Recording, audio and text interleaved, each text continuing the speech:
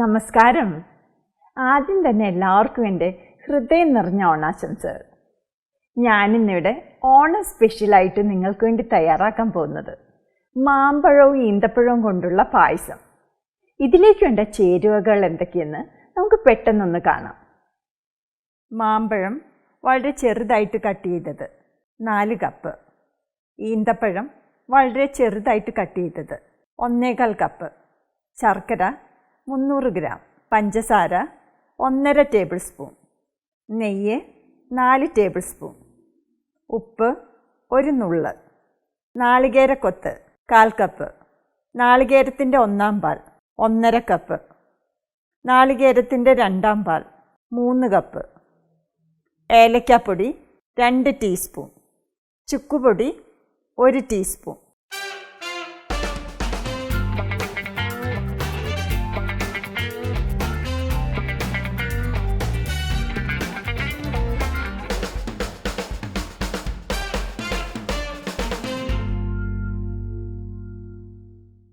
ഒരു പാത്രത്തിലോട്ട് 2 table spoon നെയ്യ് ഒഴിച്ച് ചൂടാക്കുക.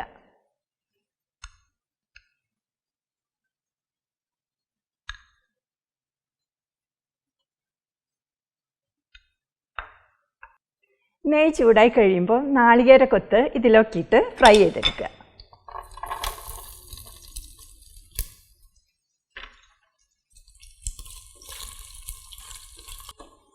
ഇതൊരു ബ്രൗൺ ഷെയ്ഡ് ആവുന്നത് വരെ ഫ്രൈ ചെയ്യണം. നിങ്ങളുടെ കയ്യിൽ ഉരുളി ഉണ്ടെങ്കിൽ ഉരുളിയിൽ പായസം തയ്യാറാക്കുന്നതിലാണ് കൂടുതൽ രുചി. നാളികേരക്കൊത്തിപ്പോൾ ബ്രൗൺ ഷെയ്ഡ് ആയിട്ടുണ്ട്. ഇതിലേക്കിനി നമ്മൾ ചെറുതായി കട്ട് ചെയ്ത് വെച്ചിരിക്കുന്ന മാമ്പഴം ഇട്ട് വഴറ്റിയെടുക്കാം.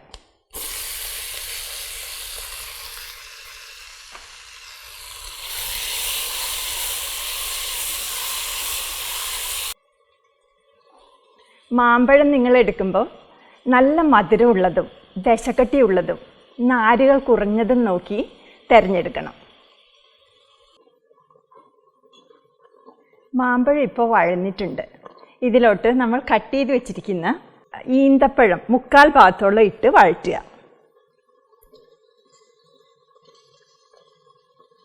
കാൽ കപ്പ് നമ്മൾ റോസ്റ്റ് ചെയ്ത് പായസത്തിൽ അവസാനം ഇട്ട് കൊടുക്കാൻ വേണ്ടിയിട്ട് മാറ്റി വയ്ക്കുകയാണ്.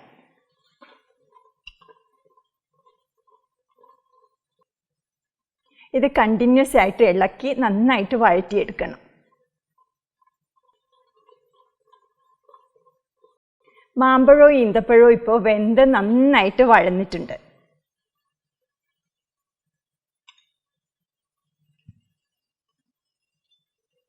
ഇതിലേക്കിനി നമുക്ക് ഉരുക്കി വെച്ചിരിക്കുന്ന ശർക്കര പാനി ആഡ് ചെയ്ത് കൊടുക്കാം.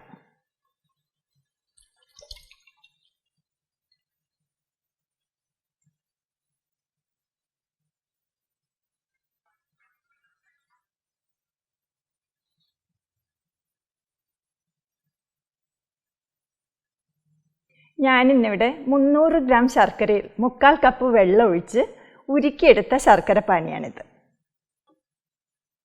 ഈ മാമ്പഴവും ഈന്തപ്പഴവും ശർക്കര പാനിയിൽ നന്നായിട്ട് കിടന്ന് വഴലണം. പാനിയിലെ വെള്ളമെല്ലാം വറ്റി ശർക്കര മാമ്പഴത്തിലും ഈന്തപ്പഴത്തിലും നന്നായിട്ടിപ്പോൾ കോട്ട് ചെയ്തിട്ടുണ്ട്. ഇതിലോട്ടിനി 1.5 ടേബിൾ സ്പൂൺ ഷുഗർ ഇട്ട് മിക്സ് ചെയ്തെടുക്കാം.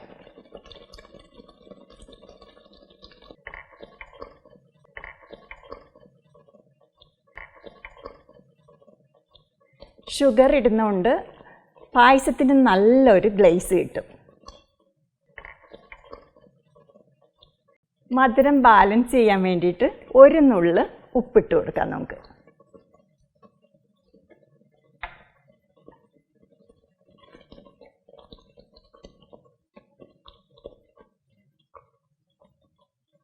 ഇതിലോട്ടിനി 2-ാം പാല് ആഡ് ചെയ്ത് കൊടുക്കാം.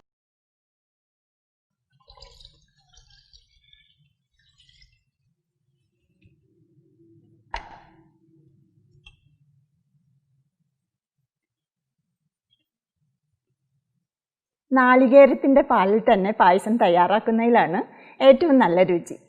ഇതിലോട്ടിനി നമ്മൾ എടുത്തു വെച്ചിരിക്കുന്ന ഏലക്കാപ്പൊടിയിൽ നിന്നും 1 ടീസ്പൂൺ ഏലക്കാപ്പൊടിയും 1 ടീസ്പൂൺ ചുക്കുപൊടിയും ആഡ് ചെയ്ത് കൊടുക്കാം.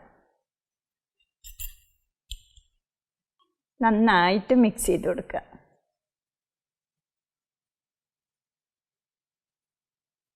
ഈ പാല് പകുതിയോളം വറ്റി നന്നായിട്ട് കുറുകി വരണം. ഇപ്പോൾ പാൽ പകുതി വറ്റി പായസം കുറുകിയിട്ടുണ്ട്. ഇനി നമുക്കിതിൻ്റെ മധുരം എങ്ങനെയുണ്ടെന്ന് നോക്കാം.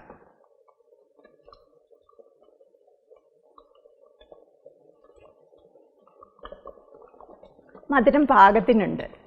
ഈ സമയത്ത് നിങ്ങൾക്ക് മധുരം കുറവാണെങ്കിൽ ആഡ് ചെയ്ത് കൊടുക്കുക. ഇതാണ് ഇതിൻ്റെ പരുവം. ഇതിലോട്ട് ഇനി നാളികേരത്തിൻ്റെ ഒന്നാം പാല് ആഡ് ചെയ്ത് കൊടുക്കാം.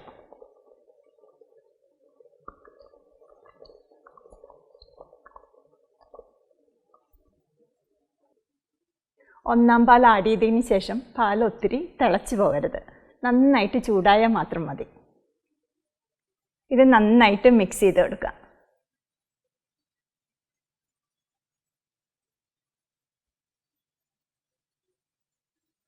ഇതിപ്പോൾ ചൂടായിട്ടുണ്ട്. നമുക്ക് ഫ്ലെയിം ഓഫ് ചെയ്തതിന് ശേഷം ബാക്കിയുള്ള ഏലക്കാപ്പൊടി ഇതിലോട്ട് ആഡ് ചെയ്ത് കൊടുക്കാം.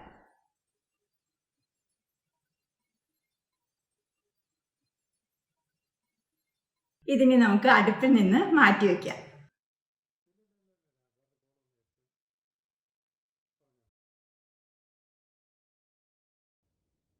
അടുത്തതായി ഒരു പാനിലോട്ട് 2 ടേബിൾ സ്പൂൺ നെയ്യ് ഒഴിച്ച് ചൂടാക്കുക.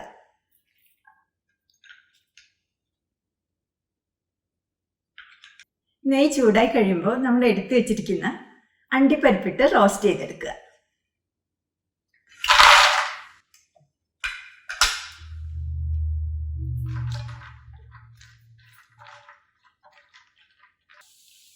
കാഷ്യൂ നട്ട്സിൻ്റെ കളറൊന്ന് മാറി തുടങ്ങുമ്പോൾ നമ്മൾ എടുത്തു വെച്ചിരിക്കുന്ന ബാക്കിയുള്ള ഈന്തപ്പഴം ഇട്ട് റോസ്റ്റ് ചെയ്യുക.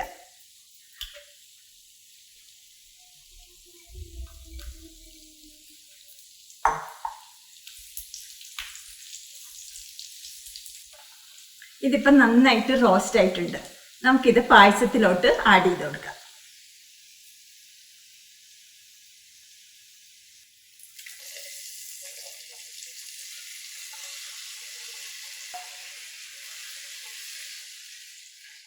നമ്മുടെ ഓണം സ്പെഷ്യൽ മാമ്പഴം ഈന്തപ്പഴം പായസം റെഡി ആയിട്ടുണ്ട്. നിങ്ങൾ ഈ സ്പെഷ്യൽ പായസം തീർച്ചയായിട്ടും ട്രൈ ചെയ്ത് നോക്കുക. നിങ്ങൾക്ക് ഈ പായസം ഇഷ്ടപ്പെട്ടെങ്കിൽ പ്ലീസ് ഷെയർ ആൻഡ് സബ്സ്ക്രൈബ്. ഒരിക്കൽ കൂടി നിങ്ങൾക്കെല്ലാവർക്കും എൻ്റെ ഹൃദയം നിറഞ്ഞ ഓണാശംസകൾ. Thank you for watching. By.